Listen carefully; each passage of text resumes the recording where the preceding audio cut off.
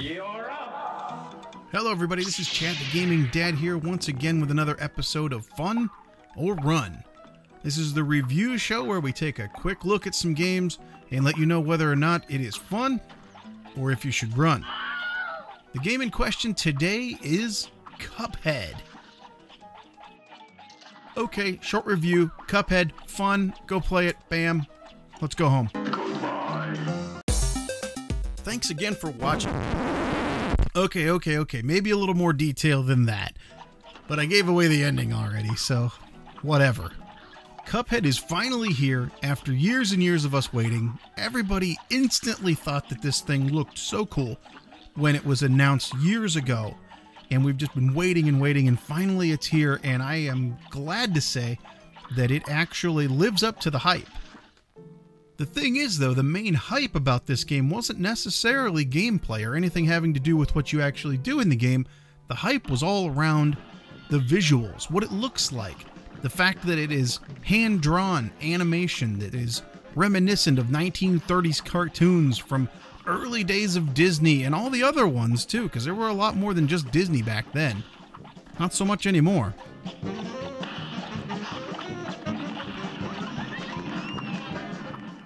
So yes, the art style is what brings you in. It's absolutely the reason that everybody comes to this game, because they see it and they can't believe how cool it looks.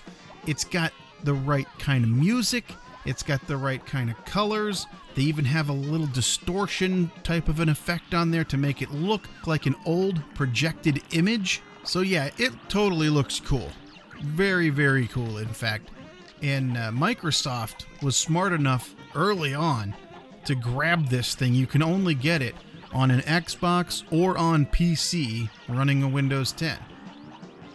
So yeah, Microsoft scored a win on this one. They haven't had too many exclusive things that make everyone want to run out and get a console or whatever, but this game is one of those that'll do it.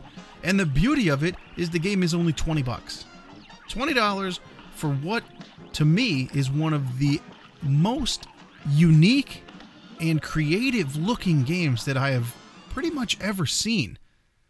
When I talk to people who don't like games and I explain to them that it's not just, you know, mindless, stupid stuff, but that there can be some real artistic value to these things, this is the kind of game that I'm going to bring up and show to them. It's amazing what they were able to do.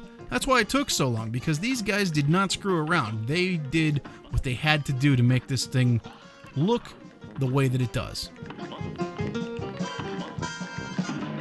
So the whole time so far I've been talking about how it looks, and yes, I talked a little bit about music and stuff, and all of that is really great. The presentation is 100% some of the coolest stuff I've ever seen. But let's talk about the gameplay.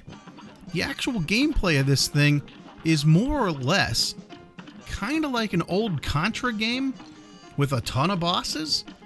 You know, there are a few run and gun levels, but primarily there's just bosses in this game that you're going after. You also pick up coins during the run and gun levels and earn coins for beating bosses, and you use these coins to purchase new abilities and new weapons in the shop. It basically is like Contra on steroids, even harder than Contra. That's the other thing people have been talking about Cuphead, is the difficulty. It is hard. And some people complain about the difficulty and say, oh geez, they should have an easier mode, or they should have this and that. And then you've got the other side saying, you know, get good. You can choose the simple version of some levels, but honestly, that's still pretty hard. The challenge is part of the fun here. Luckily, the visuals look so cool and it's so unique that you will keep trying over and over again. Whereas if it didn't look like this, maybe you'd lose interest a little bit faster, but it doesn't look like something else. It looks like Cuphead and it plays like this, and I personally did not lose interest in it and I wanted to keep playing it. Now I have to explain what I mean by that, though. I'm not the kind of person that can sit and continually bash my head into a wall over and over and over again, even if I like the game.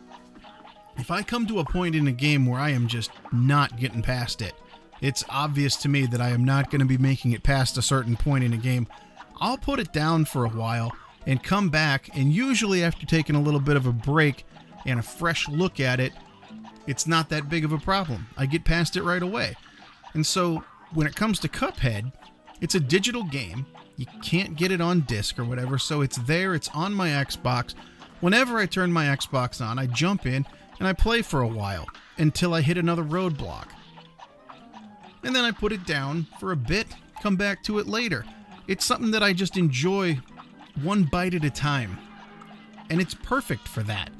I even go back sometimes, and after you've beaten a level and you've learned it, and you really understand the patterns and what's going on, even though the patterns aren't exactly the same every time, they're a little bit more random, you can find the tells. You can see what the enemies are going to do before they do it, and then you feel like a boss because, you know, it took you 100 tries to get past this boss the first time, but once you got it, you got it. And then you can go back and do more and enjoy it even better because it's something now that you understand fully and you can attack it. And that's the beauty of these kind of games that are tough. The fact that you have to take a little bit of time with them. You have to learn it. But then once you learn it, it's yours. It's in your head. You go back, you can play again, and that's a lot of fun. I've also heard a few people say, oh man, it's too hard, maybe too hard for kids and stuff like that. Well, I'm here to tell you it is not too hard for kids. In fact, I've been playing Cuphead 2-player with my daughter Molly, who is 7, and she seems to really like it. Molly, what do you think about Cuphead? It's really good. They sort of look like, if you ever saw Pee-wee's Playhouse, and there's like this guy called the King of Cartoons. I'm the king of cartoons. And he goes, let the cartoons begin. And that's what the cartoons look like, what the cartoons that he shows. There's a skeleton one where they were making instruments with each other's bones and dancing around. It kind of looks like that. Yeah.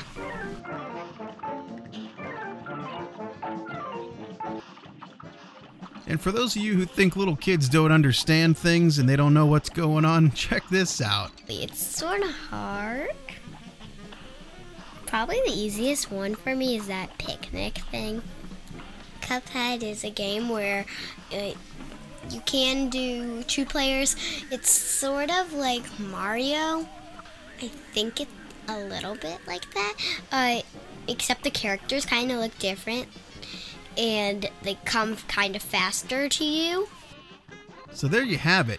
Molly and I are having a great time. Sometimes I play this by myself, but then other times the two of us will sit down and play, and it's so much fun to go through these levels, the same levels. We even play the same levels over and over again.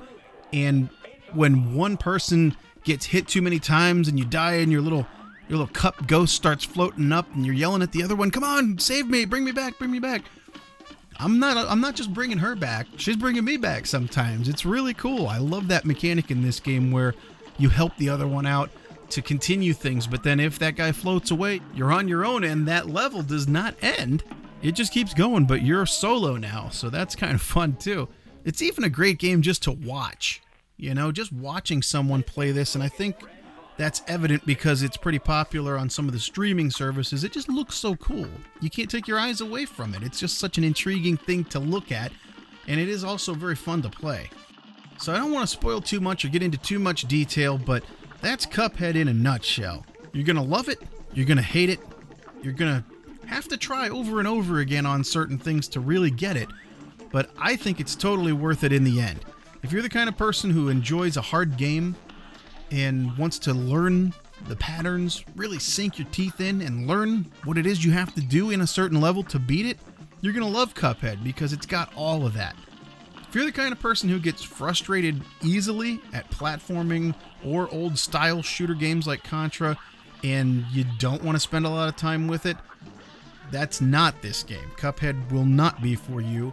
You may just want to watch it because it looks so cool. Watch somebody else play it. But if you're super frustrated easily and you just want to throw your controller out the window, yeah, maybe skip Cuphead. But overall, for me, I'm having a great time playing this alone. I'm having a great time playing this with my daughter. Heck, even my wife said she wanted to jump in and give it a try, and she doesn't normally play video games, so we'll have to see how that goes. So till next time, this is Chad the Gaming Dad saying, you never outgrow video games. Thanks for watching. So Molly, is this game fun or should you run? It is super trooper fun! Thanks again for watching.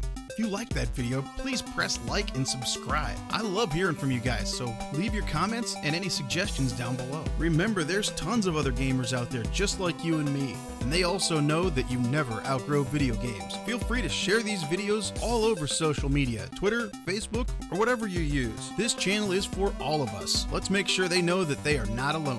Thanks again for watching, and we'll see you on the next one.